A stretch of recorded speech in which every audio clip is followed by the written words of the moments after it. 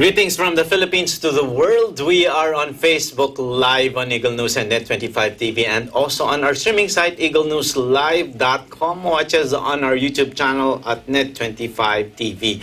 I am Cesar Vallejos. Welcome to Open for Business. Join me discover the latest news and information in business around the world. Stay ahead of the curve from vision to action. Everyone's talking about income generation and expense management literacy from fiat money and digital money. Today, we will tackle wealth building and the opportunities for small businesses in investing in the digital space, including the promise of the Internet of Money. Open for Business will be back with the insights of the author of the award-winning and biggest Filipino bestsellers on personal finance and the pioneer and leading advocate of the personal financial literacy movement in the Philippines. Our guest extended his learning and financial services programs to the emerging digital economy, particularly with respect to the proper appreciation of virtual currencies, including Bitcoin and the blockchain technology. Mr. Francisco Colaico will join us when Open for Business returns. Stay with us. Happy Pips! Manood po kayo ng Happy Time every 12 noon, Mondays to Fridays, dito lang sa Net25. Happy Time, Happy Time. Open for Business is back, and with me is Mr. Francisco Colaico, entrepreneur, venture developer, and personal finance advocate, and the chairman and founder of the Colaico Foundation for Education. Good day to you, Mr. Colaico. Good day, Cesar. Thank you for having me. It's a very interesting topic that we have this afternoon, Mr. Colaico. Off-cam, we were talking about the digital space, and if businesses are not in this digital space, we will be left out. But before I ask you, Mr. Colaico, on the changes in this business environment, I just have to go back to what happened recently, specifically, during this pandemic. I also know that you are a very prolific author, and you've been writing about wealth building. But I am 100% sure that you have not written anything yet about the global pandemic, although I'm sure you have columns as well. So how has the pandemic changed the way we do business today, Mr. Colaico? Well, first, I think we have to accept the reality na na-triple book tayo, we've been hit from all sides. There is no longer demand, there is no longer supply, and there is no longer credit. When there is no market, there is no supply, and there is no credit, we're back to zero, basically. But we still need to survive, we need to eat, we need to move, we have to earn, we have to spend, we have to save, and we have to save for the future somehow. Those obligations will not go away. In fact, we are existing in this world, and I think you'll agree with me, principally because in the end, we want to share what we have. And we cannot share something if we don't have it. That's right. So, number one obligation natin, whether you're single, married, or whatever, you need to think of yourself to accumulate some assets, some call it wealth, or for lack of a better term, we'll call it wealth in a good way, so that you can share it with your loved ones in the end. That's our end game. It's sharing. Because if we are not in that mindset, there's no point. No point trying to accumulate anything if it's just for ourselves. Then there will be no rules, no ethics. We just go for our own selfish motives. So we start with that premise that we're here to save, accumulate something, some assets that we can share with our community, with our loved ones, with our church, with whoever needs it. That's our main purpose in life. At least that's my belief. So Mr. to me, Colaiko, yeah, you mentioned about and you've written a lot of materials about wealth building, and it is very clear what you mentioned now, that this is the concept also that's tied up with sharing, accumulating and sharing with the families and the communities. But my question now, Mr. Colaiko, is before the pandemic, I'm sure there are new ways of creating wealth, of building wealth. But can you share with our audience now exactly what are the foundations of wealth building? Alisin mo po muna natin yung era ng pandemic. So maybe we can discuss about it. But in terms of the basics of wealth accumulation, or building your business, what to you are the basic foundations of wealth building? the reality for all of us is we go through phases in the economic side of our existence. We need to earn, we need to save, we need to spend. But very few of us realize we need to save. And that to be able to be successful, we need to plan. The question of why is almost always forgotten. People move just thinking of the what. Most people forget about why. So they keep on doing the same thing, the same way, and not succeeding, and they keep on doing it, forgetting why they are doing it. But once we realize why we're doing it, then the solutions or options to arrive at the why at the end, or the what, becomes multifaceted. You're not limited to one. So we start with that principle. So when we plan, we have to ask ourselves, what is it that we want and why do we want it? Now, in wealth building, there are only two options. We want to earn incomes that we can spend for our livelihood. And we need to build capital over our lifetime, because that is what we will share with our loved ones. Now, 99% of us here in this region do not inherit much. We have to do it ourselves. So if you are in that situation, you're earning, but you don't have any inheritance, no real startup capital, you can only accumulate capital two ways. You save or you borrow. Borrowing is not a bad word. It's how to use that money you borrow. That is where the problems start. Borrowing for something you don't need is disastrous. Borrowing for something you put at risk without any real study is also even more dangerous. So what I'm saying is, utang is good if you do it right, because all of us, I am talking for myself, for example, I never had any capital. So I started with not much except my education and the principles my parents taught me, my mother taught me.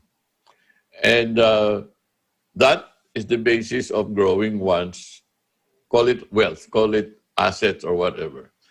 But the objective is very clear. There are only two ways. You earn it, you save it. And once you save it, you grow it. Okay. Yeah. Just a follow-up question, Mr. Colaiko. Hindi ba sasabihin nung ibang viewers natin, especially the small businesses, that this is only good for people who have accumulated assets or wealth already? Like, for example, you mentioned about this particular mode on survival. A lot of the small businesses, and as you mentioned also, one of the issues would be, cash flow, and during this pandemic, cash is really king. But for businesses who don't really have that much asset, that they have accumulated for some time. Is this, what's in it for them? What are their strategies for, because you mentioned, two options only. One is their purpose to earn income or to build capital. So is this applicable also to businesses who haven't really built, something in their business operations? The other side of the coin of earning income is reducing expenses. Any expense you reduce is income earned. 1 peso saved is 1 peso earned. In all my years of meeting with families and small businesses, when I ask them to track their expenses, almost always they discover after 2 months of tracking expenses, they almost always discover that they've been overspending 20-30%. Spending for things they did not need. For example, you go into a supermarket when you are hungry, you will spend twice more.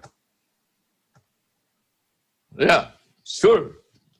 Walang debate dyan. You will end up spending more because gutom ka pumasok ka sa supermarket. So, the same way you go to a mall, and dami dyan, mall visitation regularly, but because of this attraction, 90% off, 30%, you end up buying something.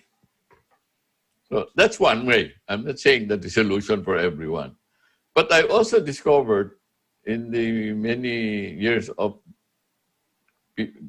talking with people with their family issues, they almost always have something in their homes that they don't need, or something that in their homes that they don't use. And I always say, and it's applicable to me too. Way back 10 years ago, my wife and I decided, let's get rid of things we don't need that we don't use. Memberships here, whatever.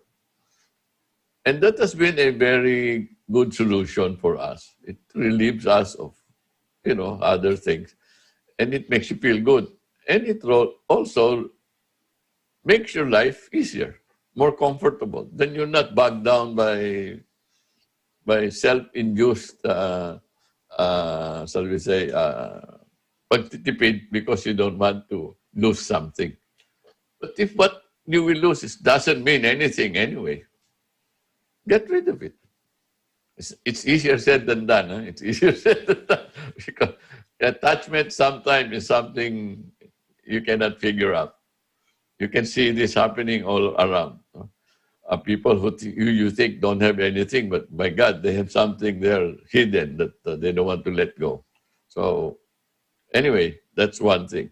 Now, your question is, for some businesses who have not been able to build assets, the only solution would be is to reduce expenses and accelerate cash flow of related businesses or services they can offer out of their existing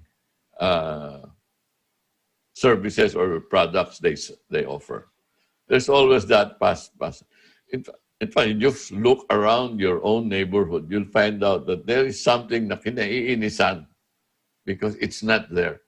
One simple thing is you need to alter your pants or your shirt, and you go to the mall, they charge you 200, 300 pesos.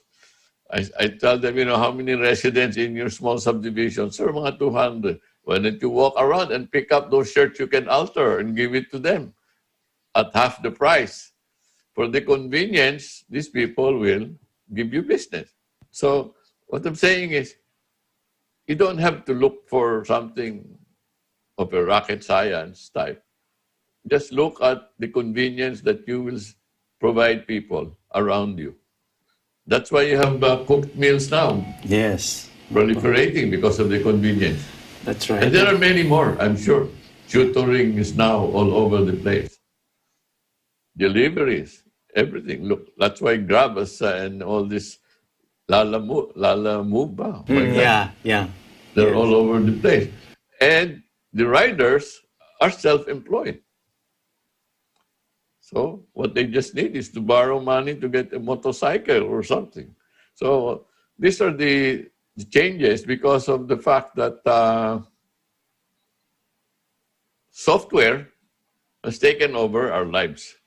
With that, Mr. Kulaiko, we'll talk about the changes in business and more exciting things that's happening in business in the digital world. The chairman and founder of the Kulaiko Foundation for Education, Mr. Francisco Kulaiko, will be back. Stay with us. Open for Business will return.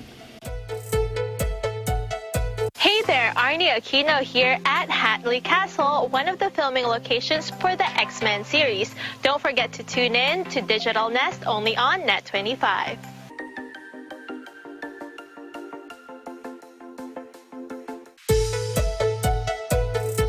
Open for Business is back, and still with me is Mr. Francisco Kulaiko, entrepreneur, venture developer, and personal finance advocate, the chairman and founder of the Kulaiko Foundation for Education. Mr. Kulaiko, we had a very interesting introduction, and our last key point was these changes in the digital world, which is exactly what has prepared businesses or individuals who have used technology even before the pandemic. You mentioned a lot of brands earlier during the discussion that has really profited, because they're technology driven, and they use technology to further enable their businesses. So how will small businesses identify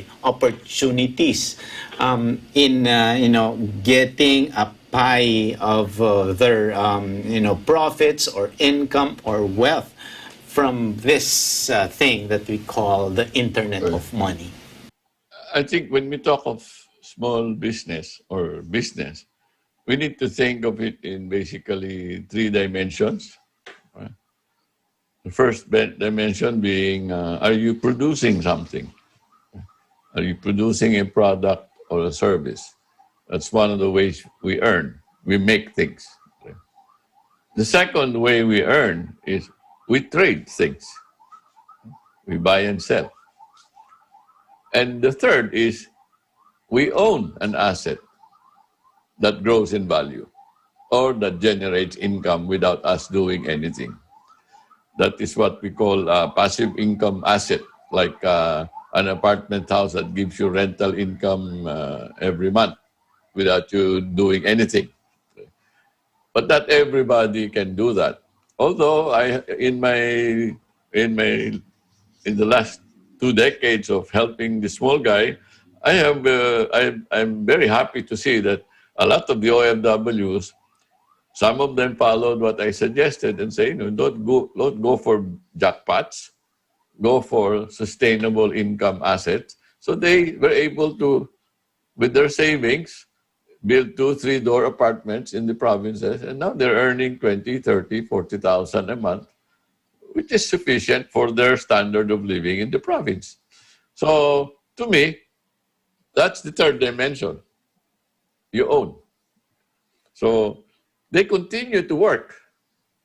So they're earning. Maybe they're earning in a cruise ship or they're earning in Dubai doing something. So tuloy-tuloy ang income, pero may asset na napundar. Okay. That ownership aspect is something that now is starting to be the solution for the small guy to become rich. Okay? I'm talking about digital currency.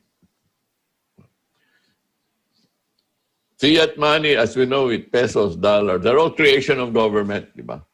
And we have to accept that money is anything that is accepted as money is money. Even a piece of stone can be money if I accept it as payment for something. That's the way the old, the pre-discovery men, human beings, did trade. They traded with seashells, they traded with stone. But of course, there's a limitation. You cannot go outside your small community. That's why government invented coins and then invented paper money, and now it's plastic money. But I need to remind people that since 1971, money, especially the dollar, is no longer backed up by gold. Some people still think that money is still backed up by gold. It is not. From 1971, when the US got off the gold standard, you can no longer replace the dollar with gold. Why? Because they overprinted dollars before 1971. They financed the Vietnam War, they financed the trip to the moon, they financed so many activities that allowed them to print so much dollars without the backing of gold. So when England and France decided to return the dollars to the US and say, give us our gold, they couldn't. They didn't have the gold. So what did the government do? No more gold. It's just the US dollar standard. But they were the strongest economy, militarily, economically, politically. So the world accepted it. So this is already a global standard, Mr. Colaco, that it is not backed up by gold. All governments. There is no currency. There is no currency that is backed up by gold. Okay. The currencies today is backed up by the dollar. Mostly. 80% of trade is dollars. And the dollar and the American, alam mo mga Amerikano, ano yan eh. Matulis din yan, marunong eh. So, anong ginawa nila sa Middle East para to assure that the dollar would be strong? They convinced Saudi Arabia, okay, we will protect you, but all the oil must be paid in dollars only. So that's why the dollar became very strong. But in the last decade, with this pandemic, the US government printed 40% more dollars in this short period. In this year alone. Kaya everybody is saying, babagsak ang value. Not only the dollar, euros, yuan, lahat ng currency. So the world is now saying, paano na yung store of value natin? Yung gold, you cannot use it. I cannot transport gold from one place to another. It's not portable. So what is portable? Cryptocurrency. Which cryptocurrency? Bitcoin, for example. I am a firm believer of that. So some people will disagree with me, but I'm a firm believer of that. Now, the whole world, financial world, is agreeing to that. So what is the opportunity for the small guy? The small guy before could not buy gold. Because gold is the best hedge. You have gold, it will not reduce in value. But how many people can afford to buy gold? Cannot. You cannot. In the Philippines, you can only sell gold to the central bank or to a jeweler. And you go to a jeweler, ibang value nun. So even if you have gold, it's not readily exchangeable. But cryptocurrency is, Bitcoin is. So what is happening? As early as 2015, when I got sold to this idea after studying it for several months and years, I decided personally to put my savings in Bitcoin.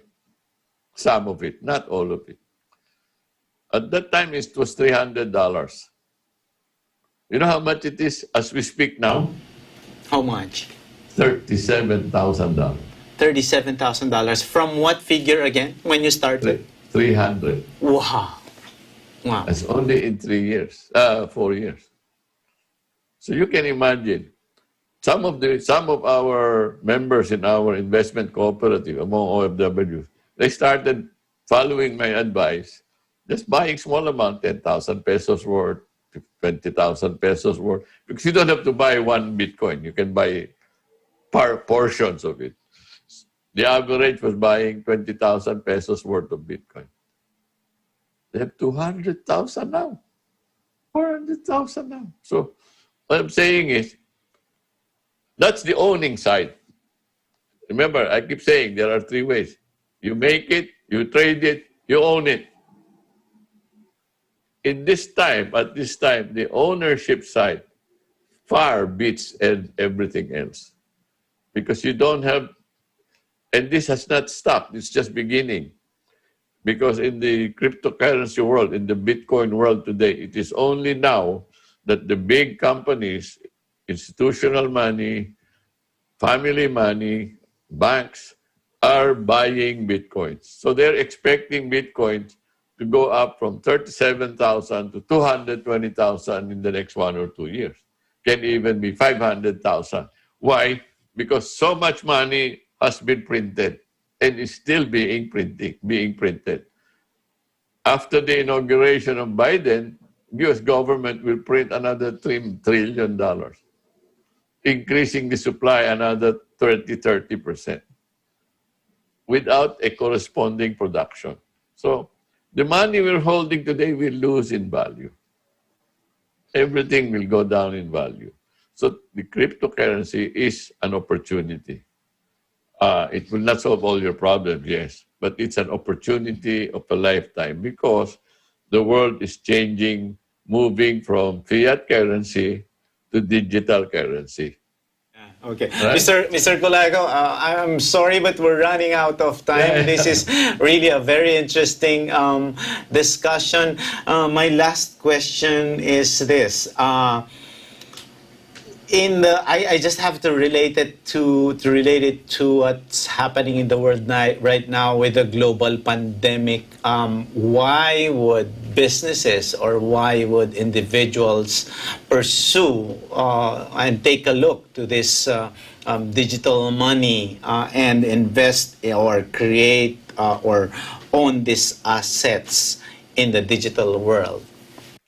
Well, from practical, assuming you have a business idea, I cannot create the business ideas for you. But assuming you find a business idea, or you want to continue the business idea, and you want to engage in this digital platform, what it does for you immediately, it saves you time and money because you can do it without leaving wherever you are. You can hire people without providing office space for them. And you can create systems online by buying apps. You don't have to create an app yourself. You can actually buy an app now. That's good for you. So that is the opportunity of small businessmen, the ability to touch base with your customer one-on-one, not going through all kinds of layers. Now, how you do it, kahit na tubero I can offer my app O, kailangan nyo ako, pupunta ako ganitong oras. Or you can subscribe to me, give me 5,000 pesos and anytime during the year I will go. All by app. Pwede na siya. So any service business is perfect for the digital platform. Something that was never possible before. Thank you so much, Mr. Colaco, for your insights. It's really a very interesting discussion. I hope that we can guest you again so we can discuss more issues about cryptocurrency and the Internet of Money. That's Mr. Francisco Colaco, entrepreneur, venture developer, and personal finance advocate, and the chairman and founder of the Colaco Foundation for Education Incorporated. Open for Business. We'll be back. Stay with us. Happy Peeps! Abangan niyo po palagi ang Happy Time dito sa Net25 every 12 noon. Happy time, happy time,